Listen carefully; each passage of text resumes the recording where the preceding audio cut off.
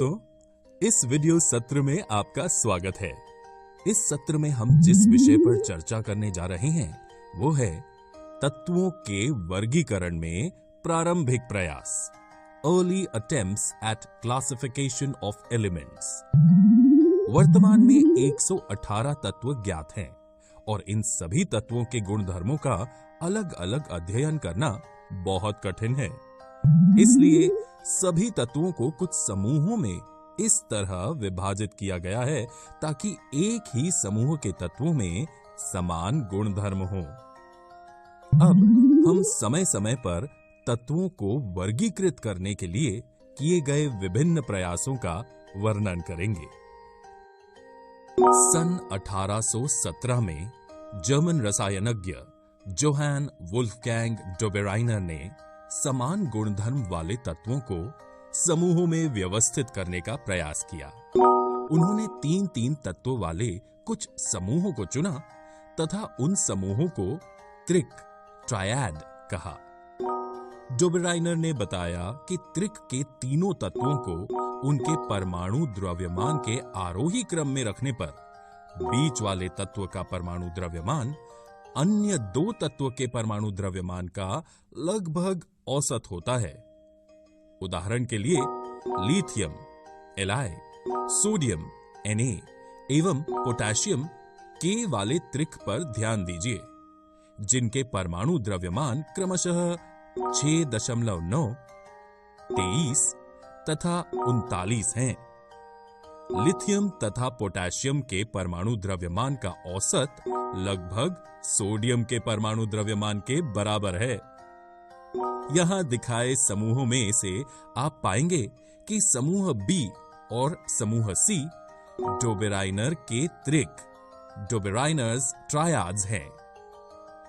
उस समय तक ज्ञात तत्वों में केवल 3 त्रिक ही ज्ञात कर सके थे, इसलिए त्रिक में वर्गीकृत करने की पद्धति सफल नहीं रही। सन 1866 में अंग्रेज वैज्ञानिक जॉन न्यूलैंड्स ने ज्ञात तत्वों को परमाणु द्रव्यमान के आरोही क्रम में व्यवस्थित किया। उन्होंने सबसे कम परमाणु द्रव्यमान वाले तत्व हाइड्रोजन से आरंभ किया तथा 56वें तत्व थोरियम पर इसे समाप्त किया। उन्होंने पाया कि प्रत्येक 8वें तत्व का गुणधर्म पहले तत्व के गुणधर्म के समान है। उन्होंने इसकी तुलना संगीत के अष्टक से की और इसलिए उन्होंने इस अष्टक का सिद्धांत लॉ ऑफ ऑक्टेव्स कहा। इसे न्यूलैंड्स का अष्टक सिद्धांत, न्यूलैंड्स लॉ ऑफ ऑक्टेव्स के नाम से जाना जाता है। न्यूलैंड्स के अष्टक में लिथियम एवं सोडियम के गुणधर्म समान थे। सोडियम लिथियम के बाद 8वां तत्व है। इसी तरह बेरिलियम एवं मैग्नीशियम में अधिक समानता है। अब हम न्यूलैंड्स के अष्टक सिद्धांत की कमियों पर चर्चा करेंगे। 1. ऐसा देखा गया कि अष्टक का सिद्धांत केवल कैल्शियम तक ही लागू होता था, क्योंकि कैल्शियम के बाद प्रत्येक 8वें तत्व का गुणधर्म पहले तत्व से नहीं मिलता। 2.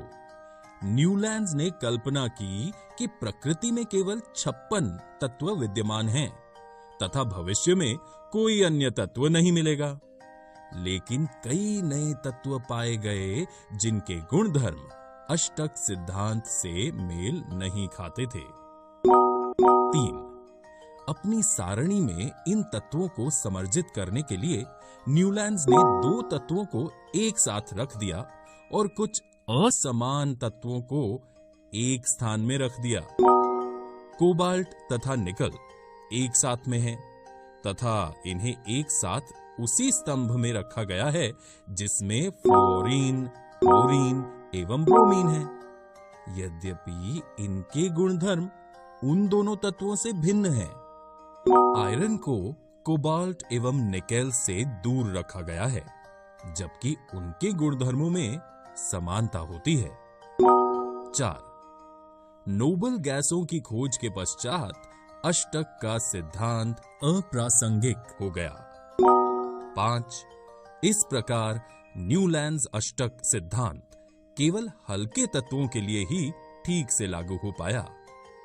इस चर्चा को समाप्त करने से पहले हम देख सकते हैं कि डोबेराइनर के त्रिक न्यूलैंड्स के अष्टक के स्तंभ में भी पाए जाते हैं। जैसे न्यूलैंड्स के अष्टक के दूसरे स्तंभ में लिथियम, सोडियम और पोटेशियम हैं, जो डोबेराइनर के त्रिक भी हैं। दोस्तों, इस वीडियो में हमने तत्वों के वर्गीकरण में प्रारंभिक प्रयास early attempts at classification of elements का अध्ययन किया।